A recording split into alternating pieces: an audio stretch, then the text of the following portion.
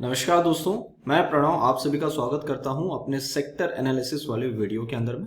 Video चालू करने से पहले जैसे आप सभी को पता है, यहाँ पे मैं जो भी एनालिसिस दे रहा हूं that is purely my point of view. तो मेरे एनालिसिस को ध्यान से सुनिए, पेपर पेन लेके बैठिए, नोट्स बनाते हुए चलिए, और जब भी आप इनमें से कहीं भी पोजीशंस बनाते हैं make sure you ask your financial advisor. So दोस्तों, आई होप आप सभी लोगों ने सैटरडे वाले दिन मेरा वीकली एनालिसिस वाला वीडियो देख लिया होगा। मेरा इस हफ्ते का व्यू आपको पता होगा, तो कुछ ऐसा सा ही व्यू मेरा इस बार सेक्टर्स को लेके आ रहा है। तो हम क्या करेंगे, एक बार देख लेंगे कौन से सेक्टर सही जगह पे आ चुके हैं, कौन से सेक्टर में जगह बची हुई है, और कौन से सेक्टर है जो और यहाँ से खराब होते हुए जा रहे हैं। ठीक है, तो सबसे पहले हम आते हैं अपने चार्ट पे, और यहाँ पे अगर हम आते हैं हमको दिख रहा है ऑटो सेक्टर। तो ऑटो सेक्टर के अंदर में ये ब्लैक लाइन के आसपास में आने का पूरा हमारा प्लान था। हम यहाँ देख रहे हैं कि यहाँ पे हम आ गए 26 सितंबर को, और 26 सितंबर के बाद में हम यहीं पे कहीं ना कहीं साइडवेज होके कंसोलिडेशन सा काम कर रहे हैं। तो अगर आप मुझे पूछोगे कि अभी जिस जगह से निफ्टी ऊपर से नीचे आया है और ये जो ऑटो सेक्टर है उसके अंदर आपको क्या कोरिलेशन दिख रहा है, मुझे ये दिख रहा है कि जैसे निफ्टी अपने हायर लेवल के आसपास में खड़ा है वैसा सा ही ऑटो सेक्टर भी अपने हायर लेवल के आसपास में ही खड़ा है। और ये अभी अगर यहां से नीचे में टम्बल डाउन हुआ, जो कि लेवल है 12,170, अगर इसके नीचे जाके आज हम है 441 पे, मतलब मोटा मोटी 400 पे है, यहां से आप पकड़ लो 200-250 पॉइंट। अगर ये ऑटो सेक्टर यहां से और नीचे की तरफ में टम्बल डाउन होता हुआ दिखता है तो फिर सर थोड़ी चीजें खराब होती हुई मुझे भी दिख रही है। तो अभी जिस जगह पे है एक प्रॉपर चाल बनाया, time wise and price wise दोनों करेक्शन कर दिया है, अभी साइड वाइज में रुका हुआ है, काम करने दो, थोड़ा रेस्ट लेने दो। ऑटो सेक्टर के लिए जगह ये बहुत अच्छी नजर आती है। Next is energy. एनर्जी के अंदर में क्या हुआ था आपको पता ही है कि लास्ट टाइम भी जब आपके सामने आया था हम लोगों ने डिस्कशन किया था कि ये जो बॉक्स है इस बॉक्स को हम मतलब इतना ज्यादा प्रेफरेंस था हमारे लिए, क्योंकि यहाँ पे हम देख सकते हैं इसी जोन के अंदर वापस से हम यहाँ पे काम कर रहे थे और उसी रेंज को हमने फिर ऊपर की तरफ में टेस्ट करके काटा तो ऊपर गए, अभी हम वापस से उसी जगह पे आए। तो सर अब अगर एनर्जी इस वाले बॉक्स के अंदर में काम करने के लिए आ जाता है वापस से नीचे में, चाहे इस हफ्ते आए या अगले हफ्ते आए, तो सर थोड़ी चीजें यहाँ पे खराब होती हुई आपको मिलेगी। फिर हम इस जगह पे आएंगे 23,300 या 23,000 के आसपास में हम वापस आएंगे। तो अगर आपने ये ब्रेकआउट को सस्टेनेबल वापस से रखना है तो सर जिस जगह पे खड़ा, आई थिंक यहाँ पे यस 200 का मूविंग एवरेज भी आ रहा है। तो अगर मैं बड़ा पिक्चर देखता हूँ तो भी सर यहाँ पे ठीक है। एक बार वीकली चार्ट देख लेते हैं एनर्जी का, बहुत ही बढ़िया चार्ट है सर, कोई दिक्कत नहीं है। कांस्टेंट 3 हफ्तों से हम अपनी करेक्शन कर रहे हैं। तो सर अभी यहाँ से इसने अपना कार्यक्रम जो है वो चालू कर देना चाहिए, जब तक हम इसके ऊपर में आके क्लोज नहीं करते। मोटा मोटी अब ये सेफर साइड में ये ले लो 26,500, तब तक कोई बड़ी चाल आपको देखने को नहीं मिलेगी। 26,500 26,600 के आसपास में अगर हम इसके ऊपर में आके काम करते हैं तो फिर कहीं ना कहीं एक अच्छा बाउंस बनने की पॉसिबिलिटी चालू हो जाएगी, या हम बोल सकते हैं कि नई चाल की शुरुआत हो जाएगी। तो Nifty energy is at actually a very good level. Auto भी बहुत अच्छी जगह पे खड़ा है। आईटी के अंदर में जैसे आपको मैंने बोला है कि आईटी के अंदर में काम थोड़ा सा पेंडिंग है, और आईटी थोड़ा सा अपना करेक्शन जो है लास्ट टाइम भी जब मैं आपको आया था बोला था ये बढ़ा सकता है। तो मुझे पर्सनली ऐसा लग रहा है कि शायद अपने 50% के आसपास में आने के लिए रेडी हो रहा है। इट इज अराउंड 25,200 के आसपास में। अगर मैं इसका वीकली चार्ट भी देखता हूँ तो आपको दिखेगा 25,200 के आसपास में हमारा 0.5% मतलब 50% का रिट्रेसमेंट कुछ नजर आता है। वहां पे अगर भले एक कैंडल के लिए आ जाए, जरूरी नहीं है कि आपको हर दिन मतलब गिरते गिरते गिरते गिरते नीचे आना है। अभी मुझे बताओ 25,200 अभी जहां पे खड़े हैं वहां से कुल मिला के 1,500 पॉइंट है। तो 1,500 पॉइंट आईटी को गिरने के लिए एक आध दिन नास्डैक को गिरना पड़ेगा। उसका फायदा उठा के अगर ये एक हाथ 2 दिन ऐसा नीचे चले जाए, मान लो ऐसा नीचे चले गया और फिर यहाँ से ऐसा बाउंस ले लिया, तो सेम एक हाथ 2 कैंडल में नीचे चले जाए फिर यहाँ से बाउंस ले ले, तो मेरे हिसाब से आईटी का पूरा काम कंप्लीट हो जाए। क्योंकि यहाँ पे अब क्या हो रहा है, वापस से एक बार आपको सपोर्ट था, दूसरी बार था, तीसरी बार आप ले चुके हो। अब ज्यादा टाइम यहाँ पे स्पेंड करते रहेंगे और ऊपर नहीं जा पाएगा तो फिर सर आईटी के चार्ट के अंदर में थोड़ा सा सर प्रेशर तो आएगा। और जो लोग मुझे जानते हैं अच्छे से, जो मेरा एनालिसिस कई टाइम से देख रहे हैं, उनको पता होगा सर मैं सपोर्ट को 3 बार ही रिस्पेक्ट देता हूँ। एक बार हो चुका है, दूसरी बार हो चुका है, तीसरी बार अभी जस्ट हुआ है। डेट भी आपको बता दो तो 26 सितंबर। अगर यहां से अब ये यहीं पे सस्टेन करके नीचे तोड़ता है तो सर ये यहां पे मार के ही आएगा, जो लेवल है 25,200 के लिए। इसलिए मैं इसको अभी फिलहाल यहीं पे ड्रॉ करके रखता हूं। नेक्स्ट वीक जब मैं आपके सामने आऊंगा नेक्स्ट मंडे को, तब अपन देख लेंगे कि आईटी में क्या हुआ है। तो आप ये टोटल प्लान दिमाग में रख सकते हैं आईटी के लिए। फार्मा के अंदर में बाउंस बनना मच ऑब्वियस था, यहाँ से चला साइडवेज था, निफ्टी ऊपर से नीचे आ गई, कहीं के कहीं नहीं गया, वही के वही था, उल्टा जब ये नीचे तो ये ऊपर जाना चालू करा, मतलब ये अपना एक नया बाउंस की शुरुआत सा कर रहा है। और मैं आपको बताऊं, फार्मा अच्छा हो जाएगा वापस back in the action once we are giving a closing about 13,500। अभी हम 13,100 के आसपास में, मतलब अभी 400 पॉइंट का कुल मिला के काम अभी भी पेंडिंग है। तो जब इसके ऊपर में आ जाए तो फार्मा इज वेरी गुड किसी भी हालत से। अभी ये जो नीचे में इसने एक डोजी सी कैंडल बनाई है, ड्रैगन फ्लाई डोजी टाइप, ये कैंडल कैंसिल आउट नहीं होनी चाहिए 12,300 पे जो बनी है ये वाली। अगर ये कैंसिल आउट नहीं होती है, यहां से हम ऊपर की तरफ में निकल रहे हैं, तो 13,500 can be easy bet. Pharma वाले अच्छा बाउंस आपको दिखा सकते हैं। इसके ऊपर में आके अगर फार्मा सेक्टर ने होल्ड करवा दिया तो आप समझ लेना कि यहाँ पे चीजें जो है वो थोड़ी अच्छी होती हुई आपको वापस नजर आएगी। Next is the PSU bank. PSU bank तो सर बहुत ज्यादा गिर चुके हैं, जितना गिरना था मेरे हिसाब से बहुत ज्यादा है।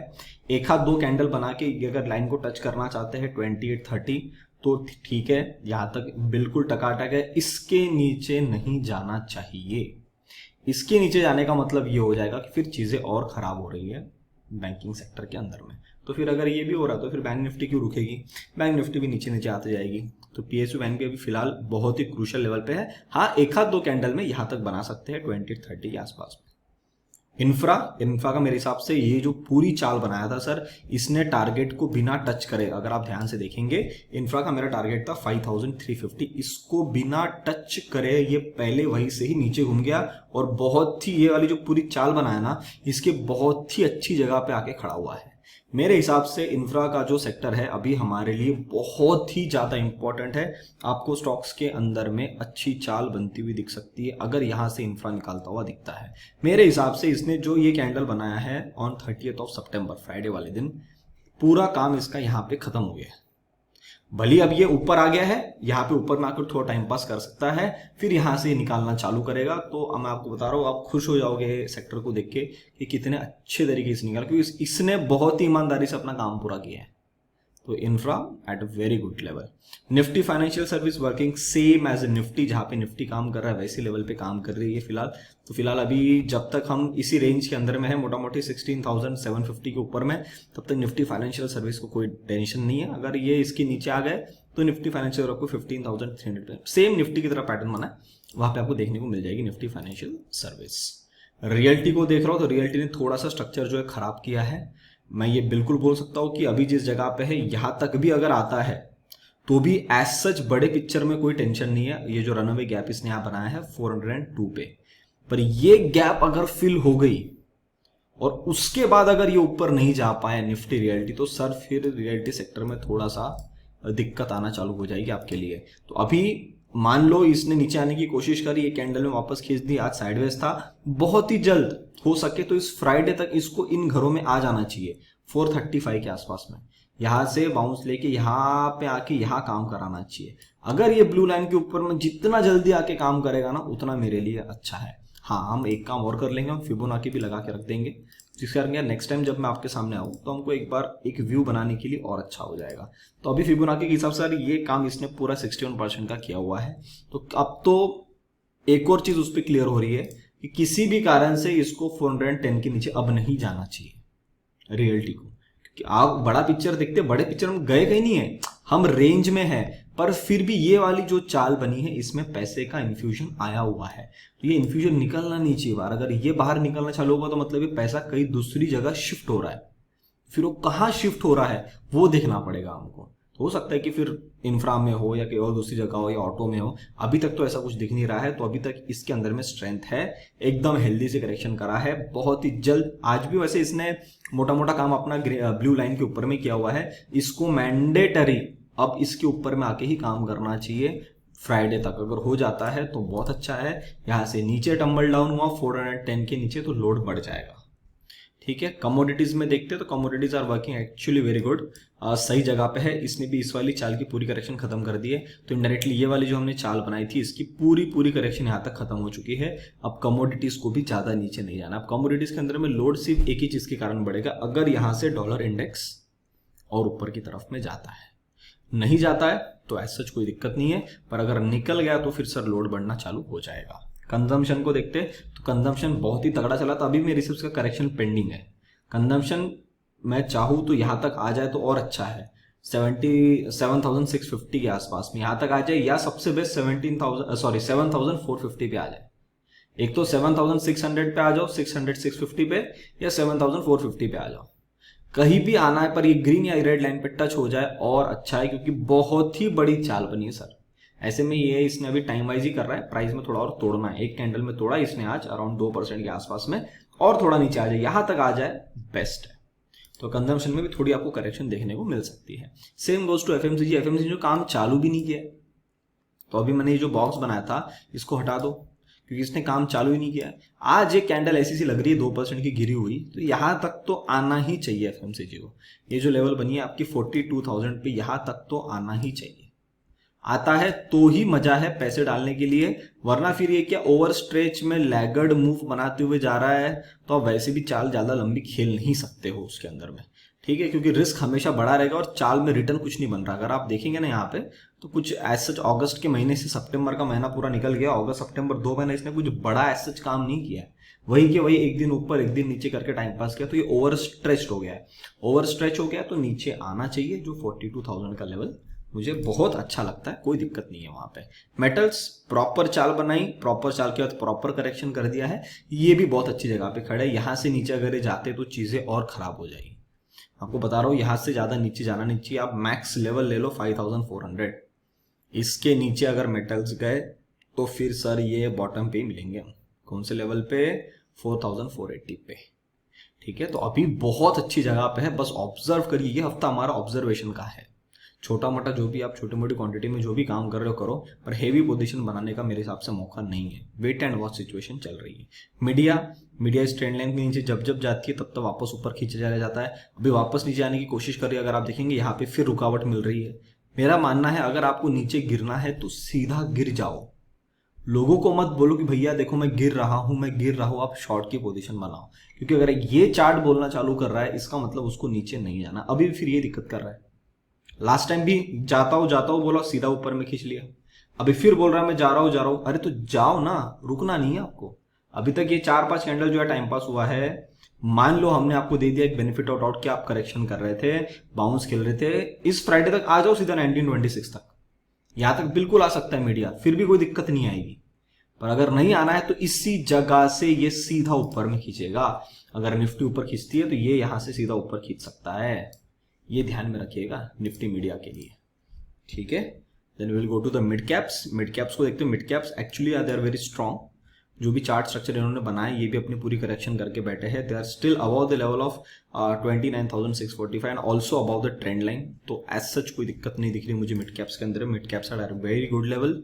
We will go to the next, that is small cap. Small cap का सर जैसे मैंने आपको लास्ट टाइम बोला था कि इस लेवल की नीचे काम नहीं होना चाहिए, दैट इज अराउंड 9,330। अभी हम एग्जैक्ट वहीं पे खड़े हैं। अगर आप देखेंगे इसको पिछले 5-6 दिनों से हम वहीं पे खड़े हैं, और इसके ऊपर में जितना रहेंगे इस ब्लैक लाइन के ऊपर में उतना हमारे लिए अच्छा है। और बहुत ही जल्द ही, बहुत जल्द, चाहे कल हो जाए या थर्सडे को हो जाए या फ्राइडे को हो जाए, बहुत जल्द इसको यहां से बाउंस लेके 9,620 ब्लू लाइन तक आ जाना चाहिए। अगर नहीं आता है तो सर ये भी टम्बल डाउन होगा, मिड कैप भी होगा, बाकी जो सेक्टर अच्छी जगह पे खड़े वो होंगे। जब सब इतना गिरेगा तो निफ्टी नहीं रुक सकता, निफ्टी को भी गिरना पड़ेगा, ठीक है। तो this are again at a very crucial level. Junior actually working very good. इसने तो पूरी चाल की प्रॉपर करेक्शन खत्म कर दिया, वो भी जिस जगह से निकला था टेस्ट करके वही जगह पे वापस आ गया। थोड़ा सा नीचे में 200 का मूविंग एवरेज आपको दिख रहा होगा। इस मूविंग एवरेज तक अगर आके 1-2 कैंडल बनाना चाहता है, जो कि 40,800 के आसपास में निकल के आती है, तो यहां तक भी आना चाहता है तो भी कोई दिक्कत नहीं है, पर रेड लाइन के ऊपर में ही सस्टेन होना चाहिए। यहाँ पे आप भले ही ज्यादा टाइम स्पेंड कर लो, यही पे आके टाइम पास कर लेता ना ये चार्ट, तो भी चलेगा, पर इसके नीचे ज्यादा काम नहीं होना चाहिए। एक आध दिन आप जाओ 200 की मूविंग एवरेज को टच करके वापस ऊपर में आ जाओ, काम करो, पर उसके नीचे ज्यादा नहीं जाना चाहिए। ये मेरा निफ्टी जूनियर के लिए भी व्यू है। डॉलर इंडेक्स आपको पता होगा, कुछ ऐसा सा फॉर्मेशन इसने बनाया होगा तो हम गिरना चाहिए था, प्रॉपर वही से गिर रहा है अभी तक, ठीक है। एक छोटा मोटा बाउंस बन सकता है, ज्यादा बड़ा बाउंस नहीं बनना चाहिए। थोड़ा थोड़ा, भले थोड़ा थोड़ा गिरो, धीरे धीरे गिरो, पर गिरते रहो तो ज्यादा बेहतर है। यहां से ज्यादा बड़ी स्पाइक ले लेगा तो फिर अगेन वही सेम चीज है, यहां तक तो आ सकता है 114 तक, सॉरी 114 तक, एंड उसके बाद किसी भी कारण से ऊपर इसको नहीं जाना है 114 के ऊपर। अगर ये इस बार 114 के ऊपर में गया तो सर हमारे मार्केट पे और प्रेशर बढ़ जाएगा, और हम जिस जगह पे खड़े मेक और ब्रेक, हम मेक नहीं कर पाएंगे सर, हम ब्रेक कर देंगे। तो सर एक मैंने आपको मेरा पूरा व्यू यहाँ पे समझा दिया है, तो आप अपना एनालिसिस के अंदर में इस चीज को दिमाग में रख के अपने जो भी लॉन्ग टर्म पोजीशन है, शॉर्ट टर्म पोजीशन, उसके अंदर में आप इसका व्यू का फायदा उठा के अपनी पोजीशन को मैनेज कर सकते हैं। सर उम्मीद करता हूँ मैंने आपको यहाँ पे जो भी सारी चीजें बताई समझ में आई, तो वीडियो को लाइक बटन जरूर दबाइए, अपने विचार कमेंट सेक्शन में बताइए। तब तक के लिए आप सभी लोग देखते रहिए डेडिकेटेड इन्वेस्टमेंट्स। हम मिलते हैं बहुत ही जल्द अगले वीडियो में, तब तक के लिए नमस्ते।